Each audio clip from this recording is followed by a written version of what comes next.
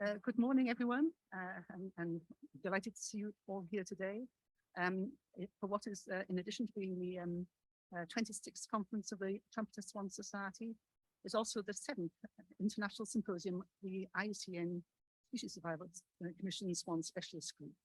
And as Gary has mentioned, my name is Rees, for those of you who are new to the group. And I was originally chair of the group from 1994 until 2001, before returning to the role in 2014 at the meeting in Maryland. The aim of this particular presentation is to give an overview of the history of what is now the IUCN SSE Swan Specialist Group, given that so much knowledge about this group has been lost in the midst of time. It therefore aims to fill some gaps in knowledge. It therefore aims to fill some gaps in knowledge by providing, not necessarily in this order, information on the origins and the evolution of the group, the development of various work areas, major figures within the group, the current remit and activities undertaken by the group, its current structure, and a call for people to take on roles within the Swan Specialist Group. And the history of group is very much one of evolution, and has been intertwined with the development of other international conservation organizations over the decades. It was initially formed in conjunction with the International Waterfowl and Wetlands Research Bureau, the IWRB, which was one of the most important drivers of science-based nature conservation in the 20th century. And then there is to be an overview of the history of the IWRB appearing in the next issue of the Wildfowl Journal, by David Stroud and co-authors, and I really can't commend it strongly enough to you. Over the course of time, we kind of were taken under the umbrella of the Wetlands International, and most recently, it became part of the IUCN Species Survival Commission Specialist Group Network during the 21st century. From the outset, Swan researchers have long been aware of the importance of information exchange for advancing research and conservation programs. And the group actually arose from the holding of the first International Swan Symposium, held in conjunction with the IW board meeting at Slimbridge in the UK back in December 1971. There were several papers published in the Wildfowl Journal, and this is still available online for those who wish to visit it on the journal's website. And the meeting was truly international. I mean, these are just some of the names of the individuals who presented at the first Swan Symposium. There was William Bill Gunn from Canada, Professor Bill Sladen, who many of you will be familiar with, a towering figure in North American swan conservation. Jim King, Dr. Pelle Anderson Harold from Denmark, and I think this is probably the first Swan Symposium which Pelle hasn't attended. Sven Mattisson from Sweden, Murray Williams from, Sven Mattisson from Sweden, Murray Williams from New Zealand, and a smattering of UK researchers, including Mary Evans, who was my predecessor in the Swan Research Programme at Slimbridge. And given this kind of global interest in swans during that first meeting, it's no surprise really to find that the Swan Specialist Group embraces all 8 species of swans.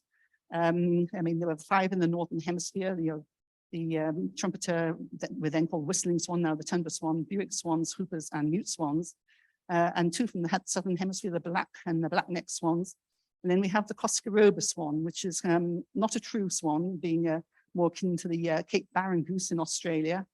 But traditionally, we've embraced it along with all the true swan species until someone else claims it.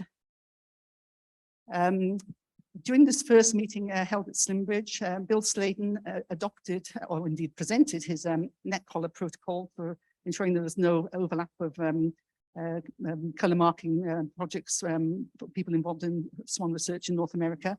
And this was subsequently expanded to Eurasia, and it actually continues to this day, although 1 or 2 research groups are not as good as they should be in consulting on the protocol. And Bill also became the first New World coordinator of the IWRB Swan Research Group during the 1970s.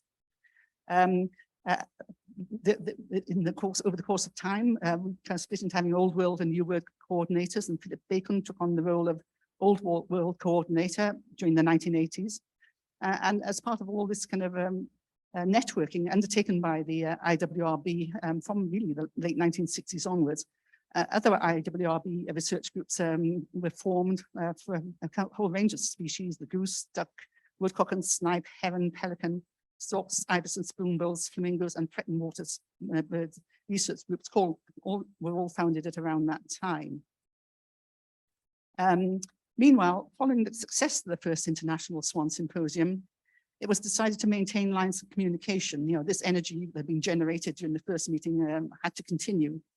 And a second Swan Symposium was organized in Sapporo in Japan in 1979. And this was also held in conjunction with an IWR board meeting, the 26th IWR board meeting, and also a meeting of the Crane Foundation, and a Crane Symposium was held also at that meeting. And the proceedings that were again published, this time as an IWRB special publication, which actually is now quite a rare volume, but can still be accessed if you ask me about it. So in 1995, the IWRB merged with the Asian Wetland Bureau and with the Wetlands for the Americas to form the global group Wetlands International. And it was then that the IWRB research groups became known as the Wetlands International Swan Specialist Groups, or Specialist Groups, and we were encouraged to develop strategies such as setting triennial targets, and the coordination of the specialist groups initiated under the IWRB also continued with Wetlands International through meetings convened involving the chairs of the various specialist groups, which happened every few years. And they also provided guidelines on the structure of the specialist groups, which saw the continuation of Old World and New World coordinators. With this, when Bill Slayton stood down as New World coordinator, the role was taken on by Professor Alberto Schlatter from Chile, who took on that role until 2001. And Jeff Snyder is currently the regional coordinator for North America, which he kindly has been serving since 2014 up to the present day. It was about this time also that we developed the remit, aims and mission of the Swan Specialist Group. And we were defined as being an international network of individuals in swan research and conservation globally, aiming to monitor, research and conserve and manage swan populations, with particular mission of facilitating communication between members and others with an interest in swan management and conservation, improving national and international links for cooperative research, identifying and then obviously filling gaps in knowledge, and providing a forum for addressing swan conservation issues globally. From 1993 onwards, memorandums of understanding had formed between IWRB and then with Wetlands International, with the IUCN Species Survival Commission, because there was some level of overlap, because the IUCN also had its specialist group network involving a kind of far wider range of taxa. And so it was felt that we should be kind of, to some extent, encompassed by the IUCN to avoid, provide the IUCN also with our advice and expertise. So we became increasingly involved in the IUCN Specialist Group Network, and the information about all the specialist groups undertaken by, organized by IUCN can be found on its website. I think it kind of ranges from aardvark to zebra, with the swans and others kind of somewhere in between. The IUCN has set a number of key targets for each of its quadrennial target setting. These are networking, assessment, planning, acting and communicating. And I'm pleased to say that the Swan Specialist Group is actually considered to be quite an active member, an active specialist group within the IUCN. And I will illustrate now how we kind of hit some of these requirements, particularly in the network setting and planning area.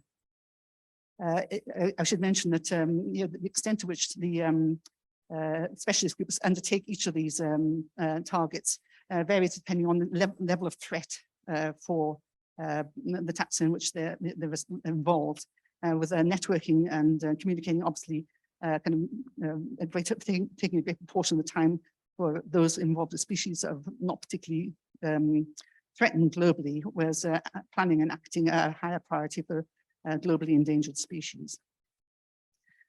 So looking at the activities that we undertake within the Swan Specialist Group, we certainly do quite a lot of assessing, both through collating information on censuses undertaken by the US Fish and Wildlife Service for trumpeter swans and tundra swans in North America, and actually by instigating and undertaking censuses, international swan censuses for species within Eurasia. So all three of the trumpeter swan populations are monitored every 5 years by US Fish and Wildlife Service, and the two tundra swan populations.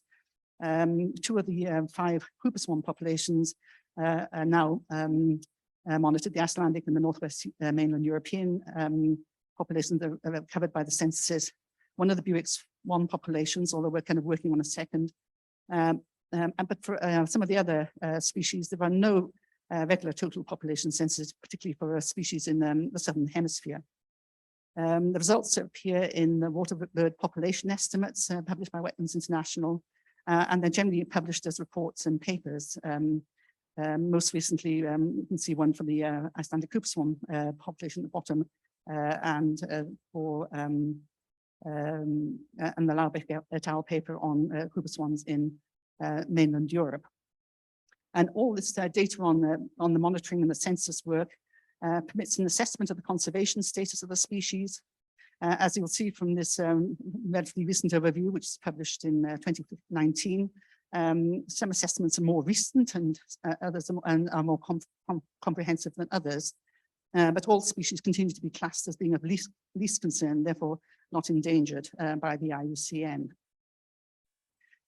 Although the species are not considered to be endangered, however, there is one population which is in rapid decline, and that's the Northwest European Buick swans, which dropped in numbers from about 29,000 in 1995 to just 18,000 in 2010.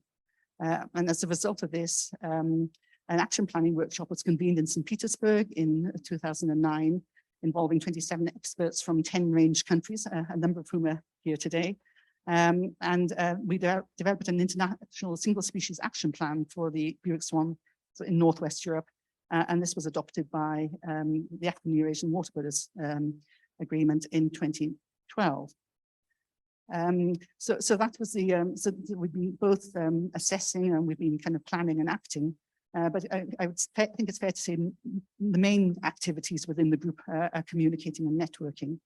And we undertake a number of communication activities from the late mid-1980s. We've been having kind of newsletters of the group, which were published relatively periodically during the 80s and 90s. But in 2015, it was kind of reformatted and became a kind of nicer looking publication as Swan News, and that had been published annually from 2015 onwards with Carl Mitchell. Many thanks to Carl for his sterling role as editor, kind of spending valuable time in collating all the information about what's going on in swan research across the world. One of the key activities within the newsletter is not only to kind of give information on progress reports on projects and their rather short papers, it also gives us an opportunity to remember major figures involved in swan research and conservation over the years. And in 2022, we have sadly lost too many key individuals. Dave Lockman, who, as many of you will be aware, was heavily involved in expanding the trumpeter swan populations in Wyoming. Harry Lumsden, who was the visionary founder and mentor of the Ontario Trumpeter Swan Restoration Programme. And from our side of the Atlantic, we lost Professor Arthur Gardason from the University of Iceland, who was renowned for his work on duck ecology, but also for Hooper swan research. And in particularly difficult political times, it was a great loss when Evgeny Syriachowsky died around about Christmas time, because he was an immense figure in kind of bringing together researchers along flyways in both Eurasia and Northwest Europe, not just for swans, but for a whole range of water birds. So considering further the activities undertaken under communication, we, as many of you have may be aware, we have a listserv, which is still ongoing, which provides email link for communicating between Swan Specialist Group members. And the details are updated by Kane Brides, our membership officer. He's there with his favourite species, I think. And all Swan Specialist Group members are able to post updates to the forum.